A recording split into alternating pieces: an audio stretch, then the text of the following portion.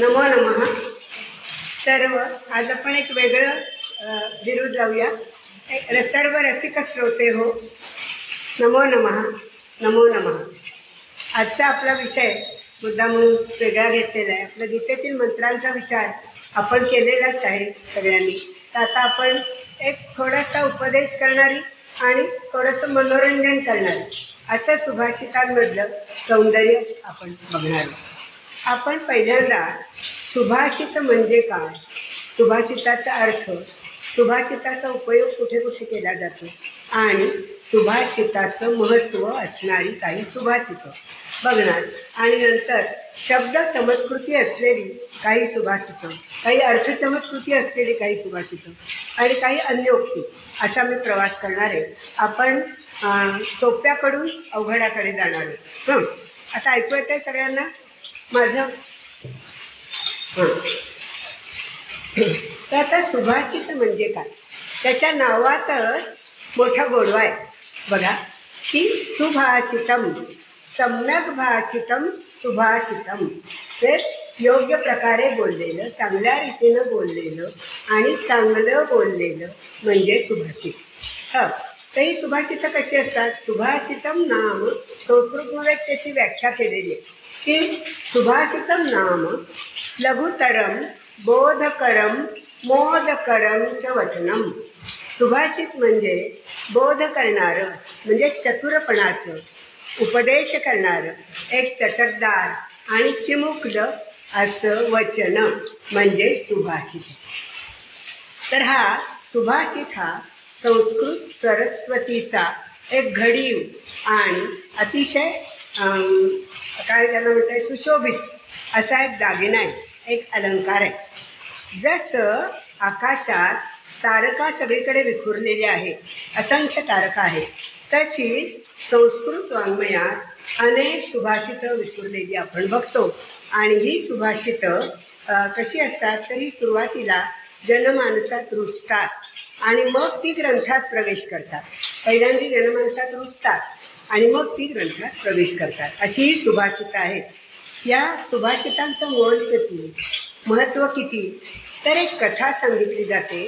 तर एका राजानं 1,00,000 रुपये देऊन एक सुभाषित विकत घेतलं, अशी कथा दुर्गाबाई भागवतांनी त्यांच्या तामिळी लोककथा संग्रहामध्ये सांगितलेली आहे. इतकं या सुभाषिताचं महत्त्व आहे.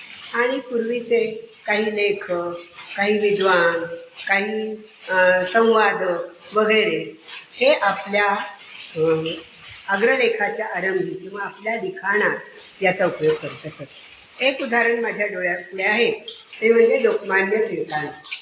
लोकमान्य टिळकांनी आपल्या एका अग्रलेखाच्या सुरुवातीला एक सुभाषितातलं एक वचन, पूर्ण सुभाषित नाही, एक शेवट वचन, ज्याला सुवचन असं म्हणतात. तर हे एक वचन त्यांनी टाकलं. काय? प्रासाद शिखरस्थोपी काका न गरुडायते. प्रासाद शिखरस्थोपी म्हणजे राजवाड्याच्या वर बसलेला, शिखरावर बसलेला कावळा हा काही गरुड होत नाही. तो प्रासादाच्या शिखरावर बसला आहे राजवाड्याचा, म्हणून काही त्याला कोणी गरुड म्हणत नाही. तर त्यासाठी आधीची ओळ त्या सुभाषिताची अशी आहे की गुणैहि गौरव मायाती, गुणैहि गौरव मायाती नोच्चैरासनम आस्थिता, नोच्चैहि आसनम आस्थिता किंवा नोच्चैहि आसन संस्थिता, असे दोन्ही पाठ त्याच्यात आहेत. म्हणजे माणसाचा गौरव कशामुळे होतो? नुसता उंच आसनावर बसला आहे म्हणून होतो का? तर त्याच्याकडे गुण असतील तर माणसाचा निश्चितच गौरव होतो. गुण हेच माणसाच्या सर्वे गुणा कांचन आचरयन्ति. गुण माणसाकडे असतील तर तो जास्त शोभून दिसतो.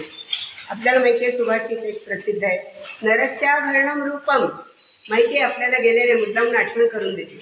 नरस्याभरणम रूपम, रूपस्याभरणम गुणः, गुणस्याभरणम ज्ञानम, ज्ञानस्याभरणम क्षमा. नरस्य आभरणम, माणसाचा दागिना, आभरण, भूषण, अलंकार काय आहे? तर नरस्याभरणम रूपम, त्याचं रूप हा त्याचा दागिना आहे. नरस्याभरणम रूपम, रूपस्याभरणम गुणः. रूप आहे पण गुण नाही. काय उपयोग? रूपाचा अलंकार हा गुण आहे, त्याच्याकडे गुण असलं पाहिजे. गुणाचा अलंकार ज्ञान आहे, गुण आहे, ज्ञान पण पाहिजे ना सगळ्या गोष्टीचं. आणि ज्ञान आहे पण क्षमाशील वृत्ती नाही. गीतेत सुद्धा आपण खूप बघितलं की सगळं आपलं ताजंच आपलं गीतेचं झालेलं आहे. त्याच्यामुळे आपण बघितलेलं आहे की ज्ञानाचं महत्त्व, क्षमेचं महत्त्व किती आहे, अपराधाला सुद्धा क्षमा करणं कसं महत्त्व आहे. म्हणून हा माणसाचा दागिना आहे. असं हे सुभाषिताचं महत्त्व आहे की त्याचा उपयोग मोठमोठ्या लेखकांनी, आणखीन प्रचारकांनी किंवा विद्वान लोकांनी आपल्या अग्रलेखाच्या सुरुवातीला केला. आणि त्यामुळे काय झालं की त्या प्रसंगी ते अग्रलेख त्याचा परिणाम खूप जनमानसावर झाला. त्या सुभाषितात जी नैतिक मूल्य सांगितलेली आहेत, त्या नैतिक मूल्यांचा उपयोग आपल्या जीवनात जर आपण केला तर निश्चितच आपलं जीवन चांगलं होऊ शकतं.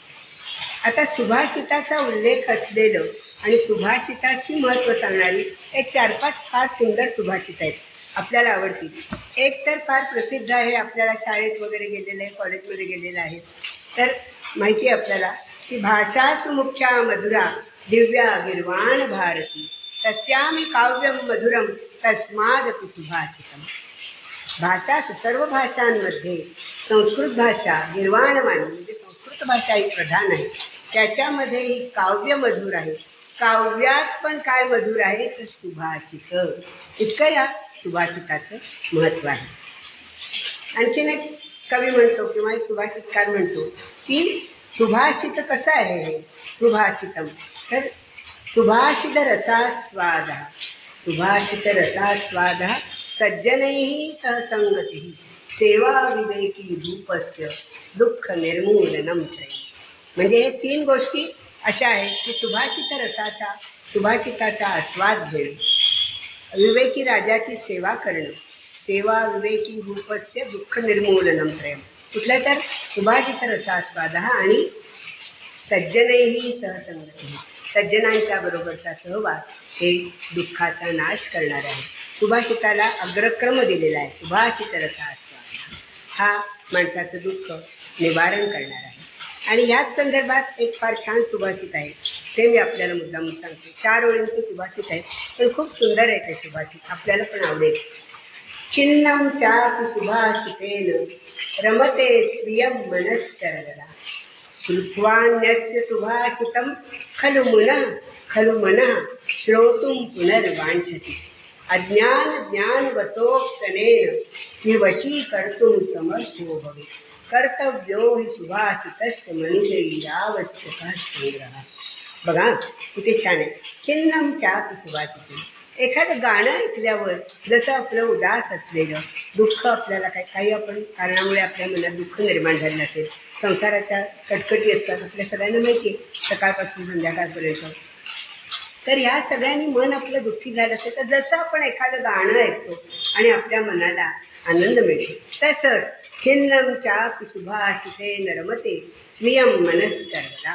म्हणजे आपलं मन खिन्न झालेलं किंवा उदास झालेलं काही कारणामुळे मन सुभाषित ऐकल्यावर, सुभाषिताचा आस्वाद घेतल्यावर स्वीयं मनः रमते सर्वदा, स्वतःचं मन हे सर्व कायम रमतं. आपलं मन त्याच्यामध्ये आपण गुंग होऊन जातो आणि आपले दुःख आपण विसरून जातो. मुद्दामून तो दुःख निर्माण करणाऱ्या कोणत्या 3 गोष्टी आहेत ते सांगितल्यावर हे मुद्दामून मी घेतलं. आणि आणखीन विशेष काय आहे या सुभाषिताचा, श्रुत्वा अन्यस्य सुभाषितं खलु मनः श्रोतुं पुनर्वाञ्छति. दुसऱ्याचं सुभाषित ऐकल्यावर, श्रुत्वा अन्यस्य सुभाषितं, दुसऱ्या माणसाचं सुभाषित ऐकल्यावर खरोखर आपल्याला असं वाटतं आपणही ते सुभाषित ऐकावं. मन आपलं ते सुभाषित ऐकण्याची इच्छा करतं आणि त्यामुळे मनाला आपल्या आनंद मिळतो. आणि कसं आहे ह्या सुभाषिताचं महत्त्व कसं आहे तर अज्ञान ज्ञानवतोक्तनेन. अरे एकाच वेळी केवढी मोठी गोष्ट या सुभाषितात आहे, केवढी मोठी देणगी आहे की अज्ञान ज्ञानवतः अपि अनेन वशीकर्तुं समर्थः भवेत्. अरे अहो, ज्ञानी माणसं तर या सुभाषिताकडे आकर्षिली जातीलच, पण अज्ञानी माणसंसुद्धा या सुभाषिताकडे, ज्यांना ज्ञान कमी आहे, ती पण हे सुभाषित ऐकल्यावर त्याच्याकडे आकर्षली जातात. त्या दोघांनाही वश करण्याचं सामर्थ्य सुभाषितात आहे. कसं? आणि स्वामी विवेकानंदांची इच्छा काय होती की जग सगळं सुजनमय व्हावं. कृण्वन्तो विश्वमार्यम, सगळं जग सुजनमय असं व्हावं. आणि ते जर व्हायचं असेल तर सुभाषित रसाची गोडी एकाच वेळी अज्ञानी आणि ज्ञानी माणसांनी चाखली तर जगात निश्चितच आनंद निर्माण होईल. आणि मग कारण संस्कृतीचं मूल्यमापन हे समाज घटकांच्या आचारविचारावरूनच ठरत असतं. आणि म्हणून या सुभाषितांचं महत्त्व आहे. म्हणून कवी सुभाषितकार शेवटी कोण म्हणतो, कर्तव्यो हि सुभाषितस्य मनुजैहि आवश्यकः संग्रह. म्हणून माणसांनी सुभाषितांचा संग्रह अवश्य करावा. आणि आपल्याला तर माहिती आहे दुःखाचं कितीतरी आपण गीतेमध्ये बोललं, सुखस्यानंतरम दुःखम दुःखस्यानंतरम सुखम. हा चक्र नेहमी क्रम माणसामध्ये सतत चालू असतो. कालिदास दिन परवाच साजरा झाला आणि उद्या तुम्हाला वृंदाताई नाईक यांच्याकडनं कालिदासाच्या मेघदूतावर ऐकायचं आहे. तर त्याच्यातही म्हटलेलं आहे की नीचैर गच्छति दशानीच, म्हणजे माणसाच्या दशा कशा आहे, चक्र नेहमी क्रमेण नीचैर गच्छति, शेवटी वाक्य आहे मेघदूताच्या शेवटी, नीचैर गच्छति दशाम चक्र नेहमी क्रमेण. म्हणजे सुख आणि दुःख हे माणसाच्या जीवनात सतत येत असतं, हे आपण बघितलं. आणि त्यामुळे हा चक्र नेहमी क्रम आहे, रहाटगाडगा आहे की खालीवर खालीवर पोहरे खालीवर, आपण बघितलं की हे असं होत असतं. आणि त्या सगळ्यांना एकत्र ठेवण्याचं, दुःख निर्मूलन करण्याचं सामर्थ्य सुभाषितात आहे. म्हणून संस्कृत भाषेचं वैभव असलेलं हे सुभाषित अतिशय, सुभाषित या शब्दातच केवढा अर्थ भरलेला आहे बघा. आणखीन काही सुभाषित आहेत, मुद्दामून मी सांगणार आहे की त्यांनी आपली सुभाषिताबद्दलची कल्पना थोडीफार आणखीन चांगल्या तऱ्हेने विकसित होईल. आधी एकतर सुभाषित सगळ्यांना आवडतं, त्यामुळे आपण गीतेमध्ये तरी काय आहे, खजिना काय आहे संस्कारांचा, सुभाषितच येते एक प्रकारे. मंत्र आहेत ते मंत्ररूप झालेले आहेत, तर ते कधीही नष्ट होणारे नाही, पण सुभाषितच आहेत ती, नाही का. त्यामुळे आपल्या मनात त्याच्याबद्दल आदर आहेच. गीतेचा अभ्यास आपण केल्यामुळे सगळ्यांनी. आणि सुभाषितांच्या या नीतिशतक म्हणजे तरी काय, नीतिमूल्यांची जपणूक, त्याचा पण अभ्यास काहीतरी राधाताई गोडबोले वगैरे सांगतात ना आपल्याला. आपणही केव्हा तरी हे परत उजळणी म्हणून एखाद्या वर्षाने आपणही नीतिशतक घेऊया. सुभाषितांचा संग्रहच त्याच्यात आहे खूप. आणि मग कवी म्हणतो, सुभाषितकार म्हणतो की सुभाषित द्रव्यमय संग्रहम न करोति यः प्रस्ताव यज्ञे संप्राप्ते काम दक्षिणाम प्रदास्यति किंवा काम प्रदास्यति दक्षिणाम. म्हणजे जो माणूस सुभाषितांचा संग्रह करत नाही तर तो प्रस्ताव यज्ञ सुरू झाल्यावर, म्हणजे चर्चारूपी यज्ञ किंवा एखाद्या विद्वानांच्या सभेमध्ये किंवा कुठे वक्तृत्व स्पर्धेमध्ये किंवा निबंध लेखनामध्ये किंवा आणखी कुठेही अन्य ठिकाणी तो कोणती दक्षिणा देणार, म्हणजे त्याचं वक्तृत्व किंवा त्याचं बोलणं, त्याची चर्चा ही कशी चांगली रंगणार. जो सुभाषितरूपी द्रव्यांचा संग्रह करत नाही तो. आणखीन एक सुभाषितकार म्हणतो सुभाषिताविषयी, फार छान आहे, मला खूप आवडतं ते. आपण तिमावीच्या परीक्षांना वगैरे शाळेमध्ये शिकला असाल तो श्लोक. बघा, द्राक्षा म्लानमुखी जाता, द्राक्षा म्लानमुखी जाता शर्करा चाश्मतां गता, सुभाषित रसस्याग्रे सुधाभीता दिवंगता. म्हणजे द्राक्षांची तोंड सुद्धा काय झाली, सुकून गेली. म्लानमुखी जाता, म्लान पडली, द्राक्ष सुकून गेली, त्याचे हे झाले, मनुके झाले त्याचे, द्राक्षाची तोंडही सुकून गेली. आणि काय झालं, शर्कराच्या अश्मतां गता, अश्मता म्हणजे दगड, साखरेचा दगड झाला, साखरसुद्धा दगड झाली. आणि सुभाषित रसस्याग्रे, सुभाषित रसाच्या पुढे काय झालं, सर्वात महत्त्वाची गोष्ट, अमृत किती गोड, पण त्या अमृतापेक्षाही सुभाषिताचा रस हा जास्त श्रेष्ठ ठरला. आणि सुधाभीता दिवंगता, अमृतसुद्धा साक्षात स्वर्गात, दिवंगता साक्षात स्वर्गात पळून गेलं, इतका सुभाषित रस. आणखीन एक सुभाषितासंबंधी फार छान सुभाषित आहे. हा सुभाषित रस कसा आहे? नायम प्रयाति विकृतिम विरसो न स्यात् न क्षीयते बहुजने नितराम निपीतः जाड्यम निहंती रुचिमेति करोति तृप्तिम नूनम सुभाषित रसोपि अन्यरसातिशायी.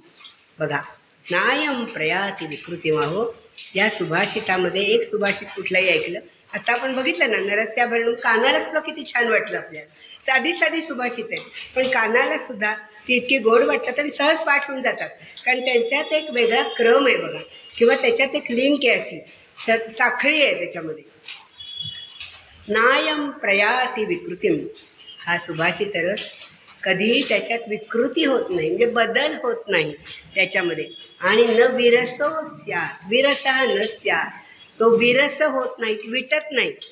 अन्न कसं चिळ झालं की विटतं ना, म्हणजे खराब होतं, दुर्गंधी येते त्याला, तसा हा रस कधीही विटत नाही, म्हणजे तो कायम तसाच राहतो आहे. न क्षीयते बहुजनैः नितराम निपीतः. निपीतः म्हणजे प्यायलेलं असतं. खूप लोकांनी तो सुभाषित रस प्यायला, सुभाषित खूप लोकांनी मनामध्ये साठवली, सारखं सुभाषितांचं केलं, तरी सुद्धा न क्षीयते, तो कधीही कमी होत नाही. अनेक लोकांनी एकाच वेळी खूप सुभाषितांचं असं, कधीही तो कमी होत नाही. जाड्यम निहंती. जाड्य, बुद्धीचा मंदपणा घालवून टाक सुभाषित रस. काय सांगावं सुभाषितांचं वर्णन? जाड्यम निहंती. आपला जो बुद्धीला आलेला मुळ आहे, जडपणा आहे, बुद्धिमांद्य जे आहे, ते तो घालवून टाकतो. रुचिमेति करोति. रुचिमेति आणि एखाद्या विषयासंबंधीची आवड आपल्यामध्ये निर्माण करतो. गीतेबद्दल आवड का निर्माण झाली आपल्याला? त्यातले मंत्र चिरकाळी टिकणार आहेत. अहो, तो रससुद्धा कधीही क्षीण होणारा नाही आहे, गीतेतला रस. पण त्यामुळे त्या मंत्रांची गोडी आपल्याला लागली. काहींनी आपण पाठ केली, काहींचा एखादं पाठ असेल, पण सगळे वाचत असतील गीतेतले मंत्र किंवा गीता रोज, किंवा आठवड्यातून एकदा, महिन्यातून 9 एकादशीला पाठ करत असतील, किंवा ज्याला जसं जमेल तसं प्रत्येकजण त्याचं मनन चिंतन करत असेल, निधिध्यासन.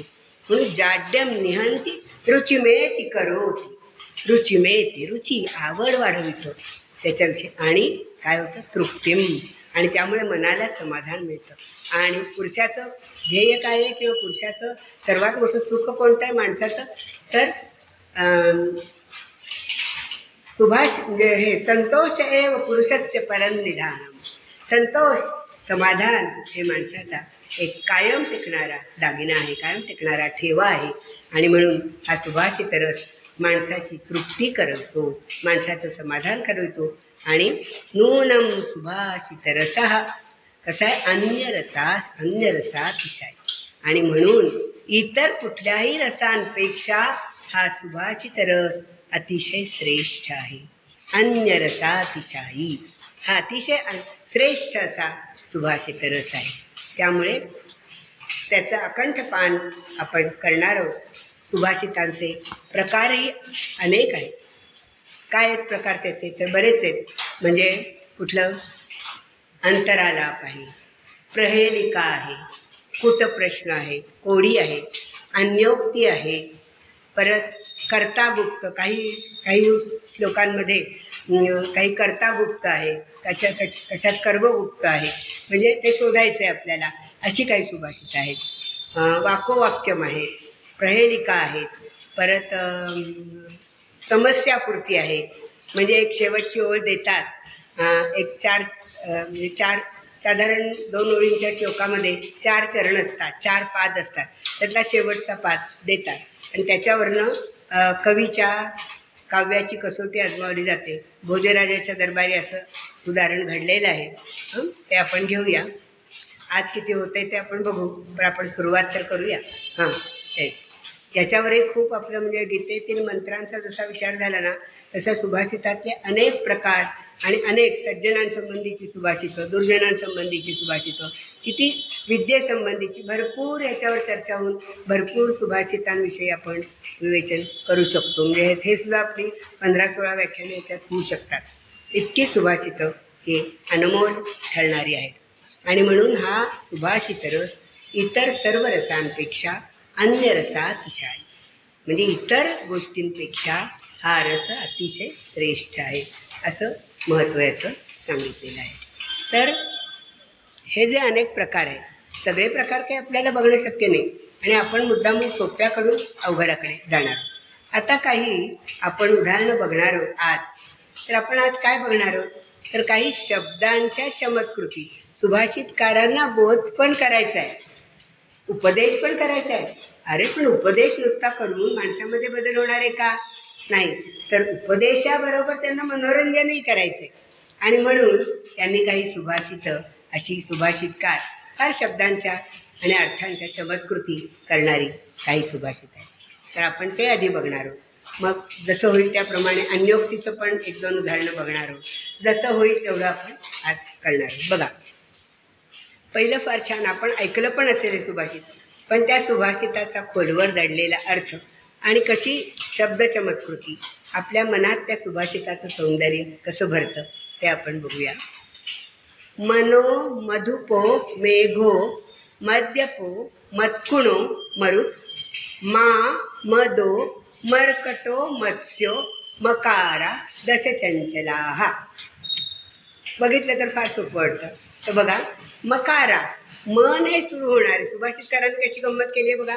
मन सुरू होणारे 10 शब्द निवडलेत आणि त्या मने सुरू होणाऱ्या 10 शब्दांचा 10 शब्द मने सुरू होणं हा एक त्याचा एक भाग आणि त्याचा प्रत्येकाचा अर्थ त्याच्यातला असलेला समान धर्म, अर्थाचा समान धर्म म्हणजे त्यातलं चंचलता हा जो आहे त्याच्यावर सुभाषितकारांनी छान शब्द चमत्कृती निर्माण केली.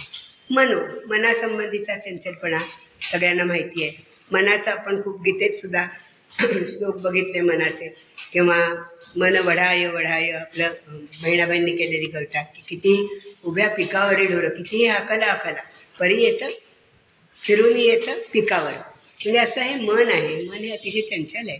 त्या मनाचा निग्रह करणं वाऱ्याचा निग्रह करण्यासारखं अवघड आहे हे भगवंतांनी सुद्धा गीतेत सांगितलं आहे. आणि मधुपो, मधुप मनासंबंधी, त्यामुळे जास्त बोलायला नको. मधुप म्हणजे मधुकर, भ्रमरवृत्ती. काही लोक इकडून तिकडे सतत त्यांचं चाललेलं असतं म्हणून त्याला भ्रमरवृत्तीची माणसं, मुंग्यासारखं इकडून तिकडे, या फुलावरून त्या फुलावर, इकडून तिकडे फिरत असतात सतत, म्हणून भ्रमरवृत्तीचं उदाहरण मधुपो असं म्हणते. मेघाचा अस्थिरपणा तर सगळ्यांना माहिती आहे आणि म्हणूनच उद्या तुम्ही वर्णन ऐकालच कालिदासाचं मेघदूताचं. तर त्याच्यामध्ये यक्षानं कोणाची निवड केली आहे बघा, तर रामगिरीवर असलेल्याला कुठे पाठवलं आहे? अलका नगरीत ढगाला, मेघाला पाठवलं आहे आपल्या प्रियेचा संदेश सांगण्यासाठी. ढगाचं उदाहरण त्याने घेतले. मेघो हे अतिशय दूरवर असलेला, म्हणजे इतका मेघामध्ये हे आहे, मेघ सतत जात असतो, हे करत असतो, त्याचं महत्त्व लक्षात घेऊन, चंचलपणा लक्षात घेऊन मेघाची निवड केली आहे कालिदासानी. रामगिरीपासून त्याला पाठवलं आहे अलकानगरीपर्यंत प्रियेचा संदेश पाठवण्यासाठी दूत म्हणून मेघाची निवड केलेली. मद्यपासंबंधी तर काय बोलायला नको, सगळ्यांना माहिती आहे की दारुडी माणसं कशी असतात, कशा सतत झोपांड्या खातात, त्यांचं जीवन कसं अस्थिर असतं आणि त्यांच्यामुळे घरादाराचं सुद्धा कसं नुकसान होतं ते. मतकुणो, ढेकूणसुद्धा किती चंचल आहे, त्याला कधीही पकडायला जा. समजा म्हणजे आता पावसाळ्यात वगैरे होऊ शकतात ना, कुठेही कितीही चांगलं घर असलं का काही असलं. पूर्वी बघा आपल्याकडे आपण गाद्या, आपल्या आईचं उदाहरण किंवा वडिलांचं उदाहरण, आपण सगळ्या बाहेर उन्हाळ्यात सगळ्या वाळवायचो. आता तसं जास्त प्रमाणात दिसतच नाही. काहीच गृहिणी मला वाटतं करत असतील ते काम, की त्यामुळे ढेकूण वगैरे होत नसत आणि झाले तरीसुद्धा असं ह्याच्यामुळे ते जात असत असं. तर ह्या ढेकणाला कितीही पकडायला गेलं तरी तो हातातून सुटतोच. मतकुणो. आणि मरुत, वाऱ्याचं तर चंचलपणा, वारा सारखा वाहत असतो, तो स्थिर नाहीच आहे वारा. मरुत. म्हणजे कवीची हे बघा चमत्कृत, सुभाषितकार किती वेगळ्या पद्धतीने सुभाषित रचतात आणि ती मनात राहतात, ते सतत घोळत राहील आपल्या. 10 चंचल मकार लक्षात राहतील. आणि मा म्हणजे लक्ष्मी. माचा अर्थ दोन आहे. मा हे अव्यय पण आहे, निषेधार्थ. संस्कृतमध्ये नको या अर्थी निषेधार्थक अव्यय. मा करू, असं करू नकोस.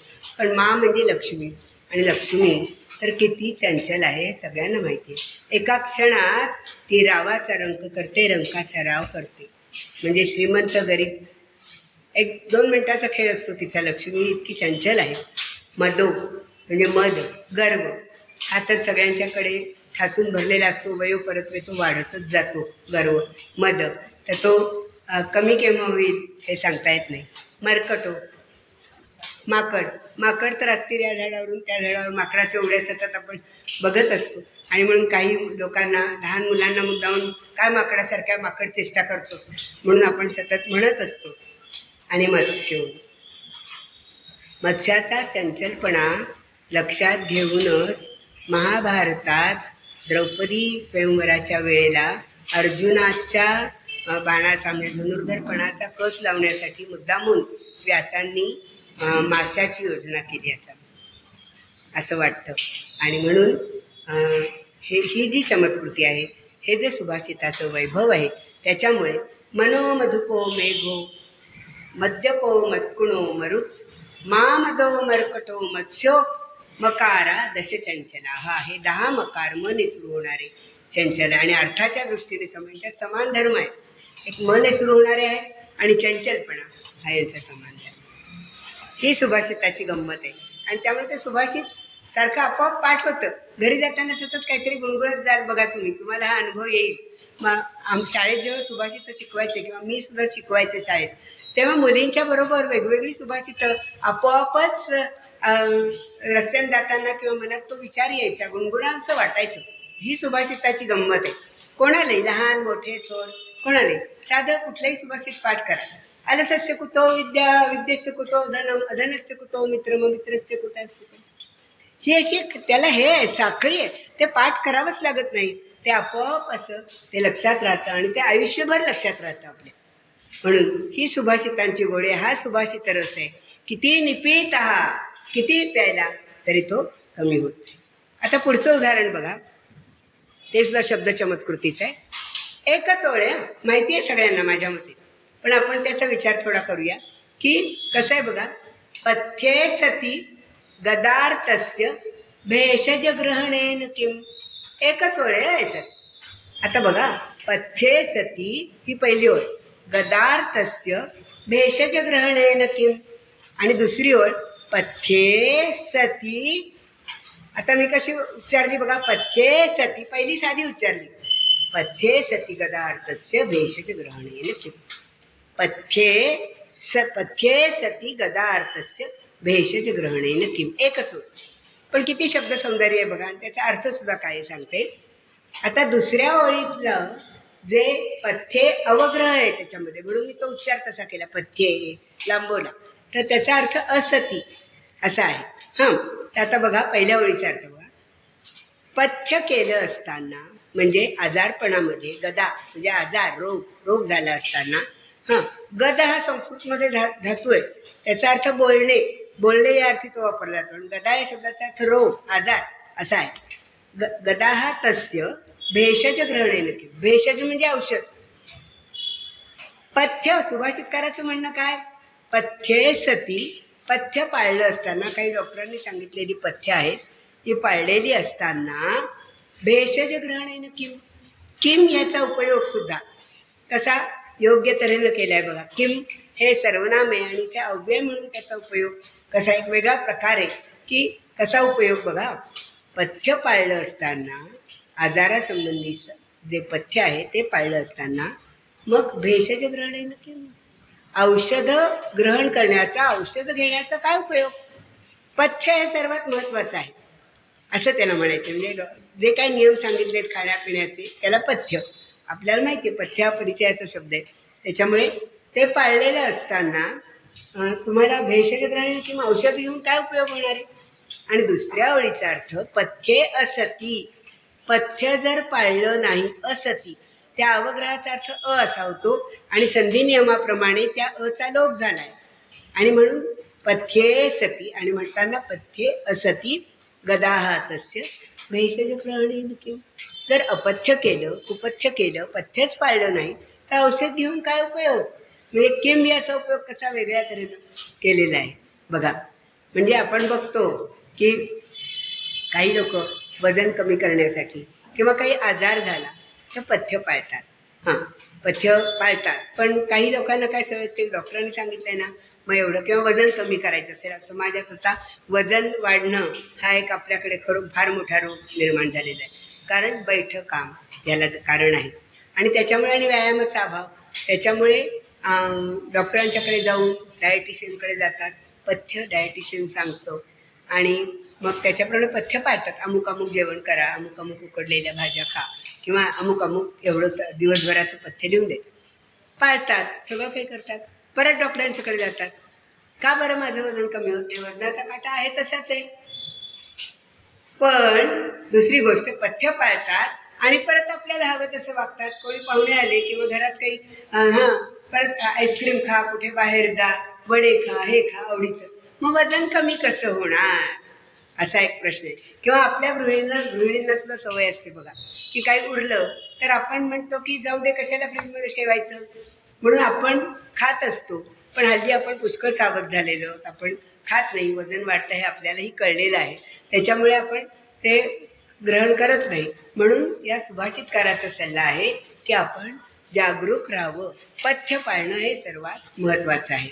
पण सुभाषितातलं सौंदर्य काय, शब्दांमध्ये कसं सौंदर्य आहे सुभाषितातल्या. पथ्ये सती गदार्थस्य भेषजग्रहणेन किं. पथ्ये असती गदार्थस्य भेषजग्रहणेन किं. हां, आता पुढचं एक हास्योक्तीचं उदाहरण आपण घेऊया. सगळ्यांना फार आवडेल. हे लक्षात आलं ना पथ्याचं महत्त्व. आणि हे एक वेळ पाठ करून टाका, जाता जाता पाठ होईल. बघा, पुढचं एक सुभाषित खूप छान आहे, हास्योक्तीचं आहे. हां, कसं हास्य निर्माण होतं. वाचयती नान्यम लिखितम. आधी सुभाषित सांगते आणि मग आपण त्याचा अर्थ बघू.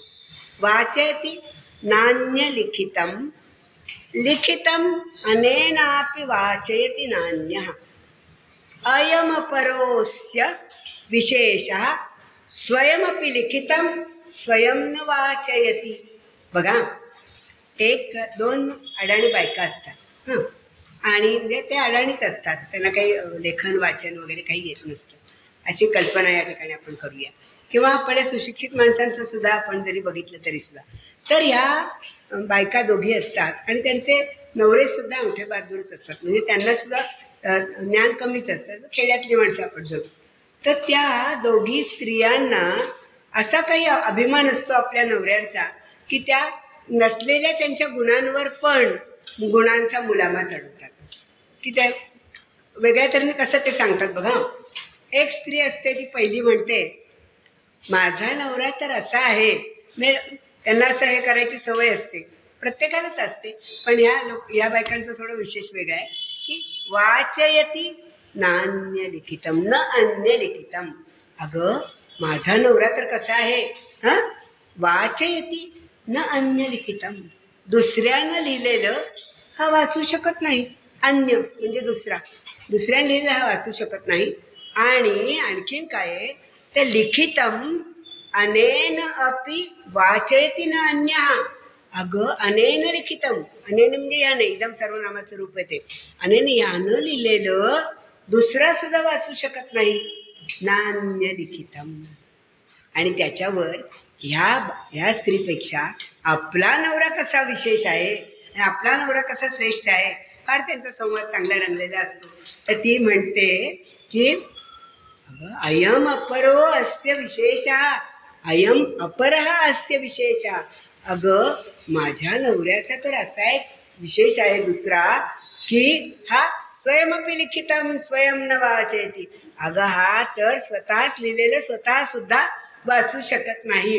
पण त्या म्हणजे कसं नसलेले गुण आपल्या याच्यावर लादतात नवऱ्यावर, असा त्या बायकांचा विषय. आणि त्याने हास्य निर्माण होतं आपोआपच. ओके नाही. असे हे सुभाषितकारांचे वेगवेगळे पैलू. सुभाषितकारांना बोध करता मनोरंजन कसं करावं याचे हे नमुने आहेत. आणि मुद्दामून आपण सुरुवात करतोय आणि म्हणून मी मुद्दामून ही अशी सुभाषित निवडलेली आहेत. अवघड तर आपण घेऊच पुढे. आता आणखीन एक छान उदाहरण आपल्या रोजच्या जीवनातलं. हे पण सुभाषित तुम्हाला खूप आवडेल. जसं मने सुरू होणारे मकार आपण बघितले, मने, तसंच ज हे अक्षर, फार सुंदर. ज या अक्षराने सुरू होणारे पाच गोष्टी आहेत. त्या कुठल्या सुभाषितकारांनी त्या 5 गोष्टींना एकत्र केले. कसं केलंय बघा. जामाता, जठरम, जाया, जातवेदा, जलाशयः, पूरिता नैव पूर्यन्ते जकाराः पंच दुर्भराः. पंचजकार कसे दुर्भर आहेत. दुर्भराः म्हणजे हे दुर्लभ आहेत, कठीण आहेत. हे कसे आहेत तर 5 जकार बघा. जामाता अर्थ बघितल्यावर तुमच्या लक्षात येईल. जामाता जावई, जठर म्हणजे आपलं स्वतःचं पोट, जाया पत्नी बायको, नंतर जातवेदा म्हणजे अग्नी, जातवेदा, आणि जलाशय म्हणजे समुद्र घ्या, काही घ्या. तर आता ह्या गोष्टी कशा आहेत. जने सुरू होणाऱ्या. पुरिता नैव पुर्यन्ते, कितीही त्यांना पुरवलं तरी ह्या कधी पूर्ण होत नाहीत. असे हे जकार पंचदुर्भराः, हे अतिशय दुर्भर आहेत. ते कधी पुरविले जात नाही, पूर्ण होतच नाही. ते सतत तसेच ते राहतात. आता बघा, जावयाचं उदाहरण घ्या. म्हणजे आपले जावई सगळ्यांचे चांगले आहेत, त्याच्याबद्दल वाद नाही. आपण तर पूर्वीच्या काळची जास्त म्हणजे असं मला वाटतं, किंवा काही जावई अजूनसुद्धा असे आहेत, कितीही त्यांना दिलं तरी ते मागतच राहतात. आणि हुंडा दिला तरी सुद्धा दरवेळेला काहीतरी वेगवेगळ्या मागण्या, किंवा आपण टी व्ही सिरियलमध्ये बघतो. आणि समाजात ही गोष्ट, हुंडा पद्धती अजून बंदच झालेली नाही आहे. खरं म्हणजे नुसत्या वरवर गप्पा मारल्या म्हणजे ती बंद झाली असा त्याचा अर्थ नाही. काही ठिकाणी ती बंद झालेली असेल, काही ठिकाणी झालेली असेल, पण काही ठिकाणी आणि जावयाच्या मागण्यासुद्धा संपत नाही. त्यामुळे त्याला कितीही पुरवलं, म्हणून सुभाषितकारांना करताना कशा गोष्टी एकत्र आणल्या आहेत बघा. कितीही पुरविलं त्याला तरी तर कधी त्याचं पोट भरतच नाही. त्याचं सतत मागण्या वाढतच जातात. जठरम म्हणजे आपलं पोट सुद्धा तसंच आहे ना. म्हणजे आपण सकाळी जेवतो, सकाळी नाश्ता करतो, सकाळी जेवतो, दुपारी चहाबरोबर काहीतरी खातो, संध्याकाळी जेवतो, आणि परत तरी आपल्याला आता मग अशी सांगितलेलं उदाहरण, आईस्क्रीम, वडे वगैरे ते खाण्याची इच्छा होतेच, कोणी आलं तर, किंवा कुठे बाहेर गेलो तर. म्हणजे हे पोटसुद्धा तसंच आहे की ते कितीही भरायचा प्रयत्न केला तरी ते पूर्ण भरलं जात नाही, परत रिकामच होतं ना. आणि त्यामुळे त्याच्यात सतत काही ना काही घालावं लागतं. जाया म्हणजे बायको, पत्नी. हिचं तर म्हणजे माहिती आहे आपल्याला की काही बायका अशा आपण समाजात बघतो की पूर्वीच्या काळी असं असायचं की म्हणजे स्त्रिया विशेष करून नोकरी करायच्या नाहीत. त्याच्यामुळे आपल्या नवऱ्याचं हे केव्हा होतो, महिन्याचा पगार केव्हा होतो, आणि आपण त्यांची यादी आधीच ठरलेली असायची की आपल्याला काय काय घ्यायचं आहे. मग आता या इकडे अमुक ठिकाणी सेल लागला आहे, आता अमुक ठिकाणी सेल लागला आहे, साड्या घेणं, किंवा घरात काही एकीकडे काही बघितलं की दुसरीकडे. हे होतं, पण पूर्वी आपण नाकारू शकत नाही. आपण नाही असं करत असू, पण तरी अशी वृत्ती बायकांमध्ये होती की दुसऱ्यांच्याकडे हे आलं आहे फ्रीज, माझ्याकडे आलाच पाहिजे, टी व्ही आला आहे, माझ्याकडे आलाच पाहिजे. म्हणजे किंवा सेल लागला आहे, चला पळापळा. म्हणजे हे पाकिट केव्हा आपण खाली करतो नवऱ्याचं पगार झाल्यावर, याची त्यांची यादीच ठरलेली असायची. आणि त्यामुळे जाया पत्नी ही सुद्धा कधीही पूर्ण न होणार, तिच्या मागण्या कधीही संपणाऱ्या नाहीत. आणि जात वेदस, अग्नीमध्ये हवन द्रव्य कितीही टाकलं, तेल तूप किती घातलं तर त्याचा भडका उडतच राहतो. त्याला आणखीन हवं असं अग्नी म्हणतच असतो. जलाशयाचं पण तेच आहे. नद्यांचं, ओहोळांचं, समुद्राचं पाणी, हे आपलं वेगवेगळ्या पावसाचं पाणी, किंवा इतर ठिकाणचं कुठलंही पाणी, ओहोळ, नद्या, नाले, सगळं समुद्रात एकत्र होतं, साठवलं जातं. पण तरी ते कधी परत त्याला आव असून ते तोंड समुद्र उभाच असतो परत ग्रहण करण्यासाठी. असे हे 5 जकार सुभाषितकारानं एकत्र कसे छान तऱ्हेनं गोवले आहेत आणि त्याची गोडी कशी म्हणजे ते कधीही पूर्णच होत नाही हे दाखवण्यासाठी म्हणजे ही सुभाषितकाराची चमत्कृती आहे की नाही की असं सगळं एकत्र करून वेगवेगळ्या विषयांवर आपल्या रोजच्या व्यवहारातले विषय आहेत हे सगळे किंवा मामनो मधुपो मेघो किंवा पथ्ये सती किंवा ते वाचयतीचं आपण एकाचं दुसरं वाचू शकत नाही हे जे उदाहरण बघितलं ते म्हणजे रोजच्या व्यवहारातली उदाहरणं घेऊन सुभाषितकारांनी एक वेगळं जग निर्माण करून समाज मनावर ठसवण्याचा किती चांगला प्रयत्न केलेला आहे हे आपल्याला दिसून येतं. आता अगदी रोजच्या व्यवहारातलं एक आहे बघा की आपण समाजात आपण जगत असताना किंवा एकमेकांची आपली आता इथे सुद्धा ओळख झाली मैत्री होते मग एकमेकांना काहीतरी द्यावंसं वाटतं करावंसं वाटतं हा मनुष्य स्वभाव आहे त्या किंवा प्रेम कसं एकमेकांच्याबद्दल वाटायला लागतं आणि चेहरे कसे ओळखीचे होतात वगैरे आणि त्यावर एक रोजच्या ह्याच्यातलं एक सुभाषित आहे फार छान सुभाषित आहे बघा की ददाती प्रीतीचं लक्षण सांगणारं उदाहरण आहे. ददाती प्रतिगृह्णाती गुह्यमाख्याती पृच्छती भुंक्ते भोजयते चैव षड्विधम प्रीतिलक्षणम. रोजच्या व्यवहारातलं हे उदाहरण आहे म्हणून मुद्दा म्हणून सांगितलं की ददाती एखादी आपली कुठे आपण गेलो आपली मैत्री झाली म्हणजे खरं म्हणजे असं आहे की आपल्याला माहिती आहे उदाहरण मी दिलेलं आहे यथा काष्ठमच समेयाताम महोदधौ समेत्यच व्यपेयाताम तद्वत भूत समागम. ज्याप्रमाणे समुद्रात दोन लाटा एकत्र यथा काष्ठमच दोन ओंडकी एकत्र येतात एकमेकांना भेटतात समेत्यच भेटून परत ते अलग होतात तसाच माणसांचा समुदाय हा क्षणभंगूर आहे. काही काळ आधी आपली भेटही होत नव्हती नंतर काही काळानं आपली भेट व्हायला लागली आणि असं आहे आणि त्यामुळे आपोआपच एकमेकांच्याबद्दल प्रेम निर्माण होतं. आपलं गदिमांचं उदाहरण म्हणजे दोन ओळख्यांची होते सागरात भेट एक लाट तोडी दोघा पुन्हा नाही गाठ त्याचंच हे यथा काष्ठमच समेयाताम महोदधौ समेत्यच व्यपेयाताम तद्वत भूत समागम. हां पण यामुळे काय होतं की माणसांचं एकमेकांशी प्रेमाचं नातं निर्माण होतं.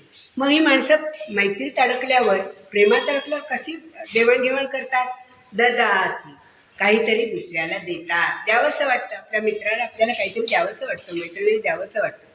प्रतिगृह्णाती मित्राने किंवा मैत्रिणीने काही दिलं तर आपण ते घेतो कारण मैत्री झालेली असते प्रेम वाटायला लागलेले असतं. प्रतिगृह्णाती नंतर गुह्यमाख्याती मग मैत्री थोडी वाढत गेली की मग आपलं काहीतरी गुपित आपण सांगायला लागतो की अमुक अमुक घटना असं तू कोणाला सांगू नकोस मी तुला सांगते की हे असं असं आहे मला असं असं झालं किंवा मला नोकरीत अशी बढती मिळाली आज माझं असं छान झालं वगैरे. गुह्यमाख्याती आपलं गुपित काही असो ते आपण एकमेकांना सांगतो. मग गुपित सांगितल्यानंतर तिचं गुपितसुद्धा विचारायला पाहिजे ना. पृच्छती पुढचं लगेच आलं पृच्छती मग आपण तिचं काही गुह्य आहे का तू पण मला सांग तुझं मन मोकळं कर हे आपण करत असतो. आपल्याला हे उपयोगी पडणारे सुभाषित आहे म्हणून मी ते आज मला आवडतं फार हे सुभाषित. तर आपण ते हे करतो पृच्छती विचारतो तुझं काय गुपित आहे ते सांग. नंतर आपल्या घरी जेवायला बोलवतो. भुंकते म्हणजे आपण तिच्या जेवतो मैत्रिणीकडे जेवतो. भोजयते तिलाही जेवायला घालतो तिलाही आपल्याकडे बोलवतो. असं चैव षड्विधम प्रीतिलक्षणम. बहुतेक बायकांचा स्वभाव असा असतो आपण सारखं तिच्या मैत्रिणीकडे जात नाही तर आपल्या घरीही बोलवावंसं वाटतं आणि अशा प्रकारे ही मैत्री वाढत जाते. एक असं याचं हे उत्तम उदाहरण आहे रोजच्या व्यवहारातलं आहे आणि म्हणून मुद्दामून त्याचा उल्लेख मी केला. आता आपण एक होईल आपली एक अन्योक्ती होईल काहीतरी वेगळं थोडंसं. अन्योक्ती म्हणजे काय असतं तर अन्याला उद्देशून केलेलं वचन आणि ते तिसऱ्यालाच लागू पडतं. लेकी बोले सुनेला गे असं अन्योक्ती आहे. म्हणजे आपल्याला सुनेला काही बोलू शकत नाही सुरुवातीला म्हणजे त्यामुळे आपण मुलीला सांगतो तू असं कर तसं कर वगैरे आणि त्यातून तिला बरोबर बोध होतो. तोच नेमका हा अन्योक्तीचा प्रकार आहे. तर आता आपण एक चातकान्योक्ती बघणार आहोत. चातकाला उद्देशून कवी काय म्हणतो ते आपण बघणार आणि मग ते कसं इतरांना लागू आहे. एवढं झालं की आपलं आजचं विवेचन संपलं. रे रे चातक, छान, फार सुभाषित मस्त आहे. असे 4 ओळींचा श्लोक आहे. रे रे चातक सावधान मनसा मित्र क्षणम श्रूयताम. रे रे चातक सावधान मनसा मित्र क्षणम श्रूयताम. अंबोधा बहवोऽपि सन्ति गगने सर्वेऽपि नैतादृशाः. अंबोधा बहवोऽपि सन्ति गगने सर्वेऽपि नैतादृशाः. केचित् वृष्टिभिः आद्रयन्ति वसुधां गर्जन्ति केचित् वृथा. यं यं पश्यसि तस्य तस्य पुरतो मा ब्रूहि दीनं वचः. बघा, अर्थ आधी सांगते, तुम्हाला आवडेल. चातकाला उद्देशून कवी म्हणतो, आपल्या सगळ्यांना माहिती आहे की चातक पक्षी हा नवजलबिंदू, मेघातून आता पावसाचे थेंब, पावसाचे जे बिंदू पडतात त्याच्यावर त्याची उपजीविका असते आणि पावसाच्या बिंदूंवर ढगातून पडणारा जो पाऊस आहे त्या पाण्यावरच तो चातक अवलंबून असतो आणि तेच पाणी तो पितो आणि आपलं जीवन जगतो. तर त्या चातकाला उद्देशून सुभाषितकार म्हणतो, रे रे चातक. किती छान सुरुवात आहे बघा. सुभाषिताची हीच गंमत आहे की रे रे चातक सावधान मनसा असो. अरे बाबा चातक पक्षा, अगदी शांत चित्तानं ऐक. सावधान मनसा शब्द सुद्धा कसा वापरलाय बघा की सावधान मनसा मित्र क्षणम श्रूयताम. अरे बाबा मित्रा चातका, तू माझा मित्राचा एक क्षणम श्रूयताम, क्षण माझं म्हणणं ऐक. श्रूयताम काय? अरे बाबा आकाशात अंबोदाह, अंबोदाह म्हणजे पाण्याने भरले ढग, ढगाचं वेगळं समानार्थी शब्द, मेघाचं समानार्थी शब्द. अंबोदाह, अंबोदाह म्हणजे या जगामध्ये हे ढगा. अंबोदाह भवोऽपि सन्ति गगने, आकाशामध्ये पुष्कळ ढग आहेत बाबा, पुष्कळ ढग आहेत आकाशात. सर्वेपि नैतादृशाः, नैतात सर्वजण काही तुझ्यासारखे नाहीत. काही कसे आहेत? केचित् वृष्टिभिः आद्रयन्ति वसुधाम. काही जण कसे आहेत तर पृथ्वीवर, वसुधाम पृथ्वीवर वृष्टी करून पाऊस पाडून, सध्या पाऊस पडतोय त्यामुळे हे सुभाषित मी घेतलंय मुद्दामून आत्ता की प्रसंगाला अनुसरून हे सुभाषित घेतलंय की केचित् वृष्टिभिः आद्रयन्ति वसुधाम म्हणजे ढगातून पाऊस पडतो आणि ते आपल्या वृष्टीनं, आपल्या वर्षावानं संपूर्ण पृथ्वी ओलीचिंब करून टाकतात. वसुधाम आर्द्रयंती, ओलीचिंब करतात, आर्द्रता आणतात त्याच्यामध्ये. आणि काही ढग काय गर्जंती केचित् वृथा. अरे नुसतीच गर्जना करतात, सगळेच काही वर्षाव करत नाहीत. म्हणून यम यम पश्यसी, शेवट यम यम पश्यसी तस्य तस्य पुरतो मा ब्रूहि दीनं वचः. अरे बाबा यम यम पश्यसी, तू जो एक कुठल्याही ढगाला बघितलं, यम यम पश्यसी, ज्या ज्या ढगाला बघशील तस्य तस्य पुरतः, त्याच्या पुढे पुरतः मा ब्रूहि दीनं वचः. असं दीनवाणीपणानं बोलू नकोस, त्याच्याकडे मागणी करू नकोस पावसाची. कारण काहीच ढग फक्त पावसाचा वर्षाव करतात आणि काही ढग नुसतीच गर्जना करतात, कोरडे असतात. आणि म्हणून तू सगळ्याच ढगांच्या पुढे दीनवाणी गर्जना करू नकोस. हे उद्देशून कोणाला बोललेले? चातकाला. पण हे लागू आहे कोणाला? धनाढ्य माणसाला. अरे बाबा सर्वच लोक काही दानशूर नसतात. आपल्याला संदेश आहे हा, सगळ्यांच्या पुढे हात पसरणं हे योग्य नाही. जे जे दिसतील त्यांच्या पुढं हात पसरणं हे योग्य नाही असं कवीने या ठिकाणी सुचवलेलं आहे. म्हणजे मागायचं ते सुद्धा ठराविक लोकांच्या पुढेच मागितलं पाहिजे. दानाचं महत्त्व तर आपण बघितलं, पण हे एक वेगळ्या अर्थानं म्हणजे उद्देशून बोललेलं आहे चातक पक्षाला आणि लागू पडतं हे समाजातल्या म्हणजे धनाढ्य माणसांना, ज्यांच्याकडे भरपूर आहे पण देण्याची इच्छा नाही अशा माणसांना लागू पडतं. म्हणून प्रत्येकापुढे कोणीही हात पसरू नये. ज्याच्याकडनं मिळेल ही आशा असेल त्याच्यापुढेच हात पसरावा, हा मोलाचा सल्ला या सुभाषितकारानं आपल्याला दिलेला आहे. जाता जाता एक छोटंसं आणि छान सुभाषित सगळ्यांचं पाठ असेल असं आपण बघूया. दानाचं महत्त्व आलं म्हणून माहिती आहे सगळ्यांना. हस्तस्य भूषणम दानम सत्यम कंठस्य भूषणम श्रोत्रस्य भूषणम शास्त्रम भूषणैः किं प्रयोजनम. हाताचं भूषण दान करणं आहे. दानाचा विषय आला म्हणून हाताचं भूषण दान करणं आहे. हस्तस्य भूषणम दान. श्रोत्रस्य भूषणम कानाचं भूषण चांगलं ऐकणं. हं. आणि श्रोत्रस्य भूषण कंठस्य भूषण हस्तस्य भूषणम दानम कंठस्य भूषणम हां शास्त्रम कंठस्य भूषणम शास्त्रम भूषणैः किं प्रयोजनम. असं असताना इतर भूषणांची इतर अलंकारांचा काय उपयोग. हस्तस्य भूषणम दानम श्रोत्रस्य भूषणम शास्त्रम आणखीन एक राहिली कुठली तरी भूषणैः किं प्रयोजनम. भूषणांचा बाकीच्या काय उपयोग. म्हणून आपणही आपल्यामध्ये या श्लोकाची ओळ आपल्या मनात धारण करावी आणि आपण इथे आज विराम घेऊया आणि आपले सुभाषितांचं सौंदर्य ते संपवूया.